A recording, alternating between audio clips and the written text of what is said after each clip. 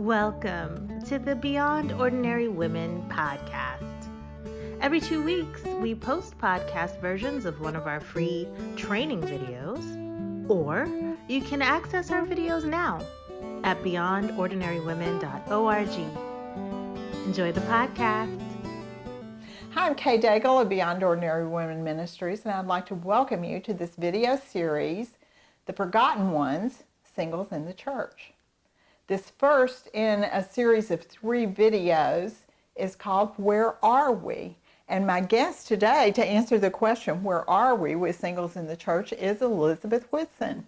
Elizabeth works at the Village Church, and she is an associate minister at their institute, which does a lot of training and a lot of teaching of the people in their church. And I'm delighted to welcome Elizabeth today, and I can hardly wait to hear what you have to say. Elizabeth formerly worked at Oak Cliff Bible Fellowship with Dr. Tony Evans, and you were in charge of singles life there. Yes. So she has a lot of experience, and you can read more about Elizabeth. Her bio will be on our website. But thank you, Elizabeth. Thank you, Kay. And I'm excited to talk with you about this. I've never really experienced being single in the church. Okay. I mean, I was certainly single when I was a teenager in college, but I didn't even really go to church much in college. So I don't really know what it would be like to be single in the church. So I am very dependent on your expertise and very excited to hear what you have to say.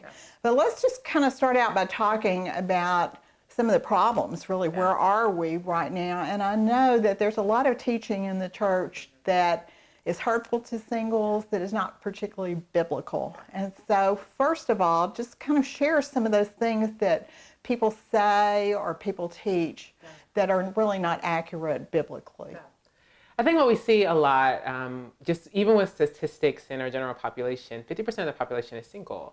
But if you come into the church, you really don't feel that represented, whether it is in preaching, whether it's in teaching, whether it's just even who is serving in leadership. And so a lot of times you have people who love their singles as much as they can, but maybe aren't able to make the best decisions for how to steward them well because they're in a married season. And so they haven't walked in singleness or haven't walked in singleness for a really long time.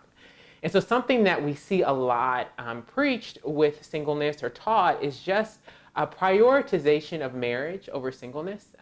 People treat singleness as if it's a means to an end and not an end within itself.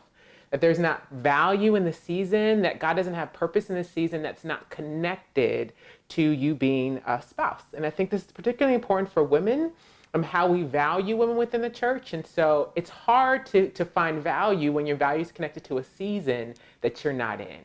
And so that's kind of what we see is just this unhealthy elevation of marriage, seeing that as maybe a spiritual step, a step of spiritual maturity, communicating that that's the ultimate space for sanctification and not recognizing the sanctification that God does within singleness.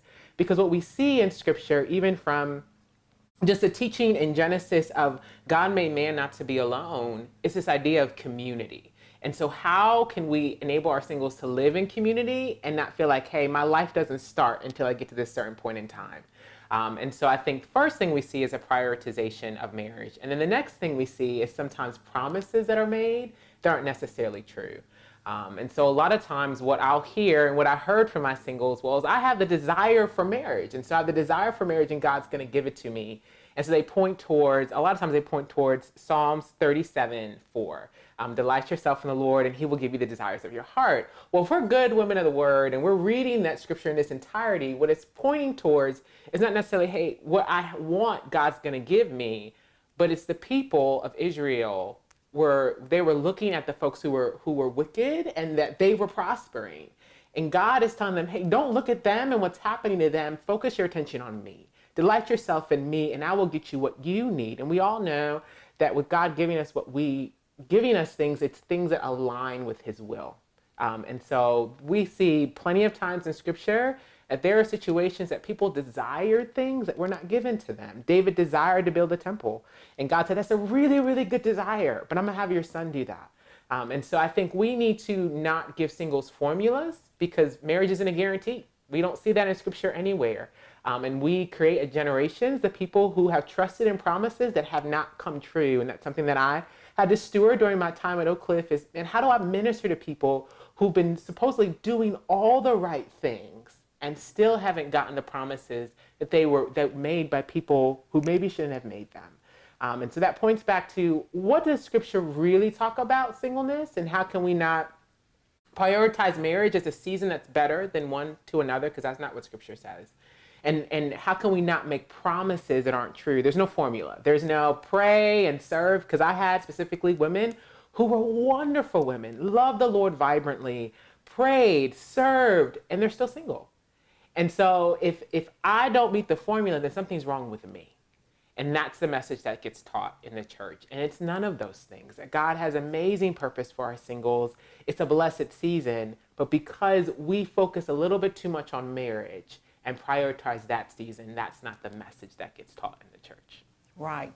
And when we say women's highest good, their highest priority is to be a mother and a wife, I mean, how much does that hurt? Yeah. How much does that hurt? This whole idea of that's the biblical woman, and that's what she should be, has to just be extremely hurtful. Yeah. And we aren't seeking our best in God's will. We're seeking it in other people, other things. Exactly. And it can hurt. It can hurt married women too, to feel that they don't fall into what is being promised singles, these wonderful marriages. Well, what if they're not? So the church has a lot of clearing up to do in that area, don't they? They do. Another thing that, to me, I feel gets lost in this over-prioritization of marriage is just the loss of spiritual family. For singles, especially those who don't have children, the church are our brothers and sisters. And so for us to be able to engage in these brother and sister relationships, both with other singles and other married people, is super important for singles to see.